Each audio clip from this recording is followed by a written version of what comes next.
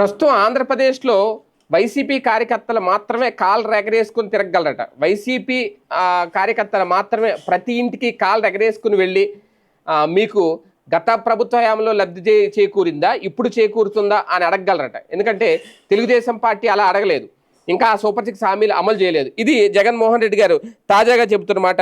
రాజకీయాల్లో గెలుపోవటములు అనేవి సహజం, కానీ ఓడిపోయినా కూడా ప్రజల గుండెల్లో బతికే ఉన్నామా లేదా అన్నది చాలా ప్రాముఖ్యం.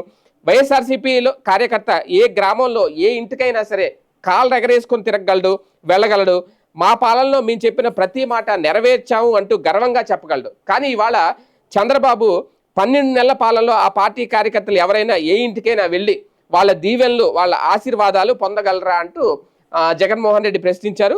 ఆ పార్టీ కార్యకర్తలు చంద్రబాబు కూటమి నేతల ఫోటోలు తీసుకుని ఏ ఇంటికి వెళ్ళిన చిన్నపిల్లాడి దగ్గర నుంచి అందరూ కూడా ప్రశ్నిస్తారు. ఆ చిన్నపిల్లవాడు తన తల్లికి వందన 15,000 రూపాయలు ఏమయ్యాయని అడుగుతాడు. అలాగే పిల్లాడి తల్లి బయటకు వచ్చి ఆడబిడ్డనిది 18,000 రూపాయలు ఏమయ్యిందని అడుగుతుంది. అలాగే తల్లులు, అమ్మలు, అత్తలు బయటకు వచ్చి మాకు 50 ఏళ్ళకే పెన్షన్ ద్వారా 48,000 ఇస్తామన్నారు కదా, వాటి సంగతి ఏంటని అడుగుతారు. అలాగే నిరుద్యోగ వృద్ధి సంగతి ఏంటని నిరుద్యోగులు బయటకు వచ్చి అడుగుతారు.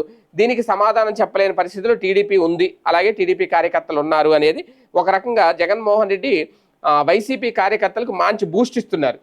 కాకపోతే ఇక్కడ కీలకమైన అంశం ఏంటంటే జూన్ నెల నుంచి ప్రజల్లోకి వెళ్తా అన్నారు. ఈ లోపల ఈ నెలలోనే ఏది అన్నదాత సుఖీభవ ఒకటి, తల్లికి వందనం, ఈ 2 పథకాలు అమలు చేస్తామని చెప్పి ఆల్రెడీ ప్రభుత్వం చెప్పింది.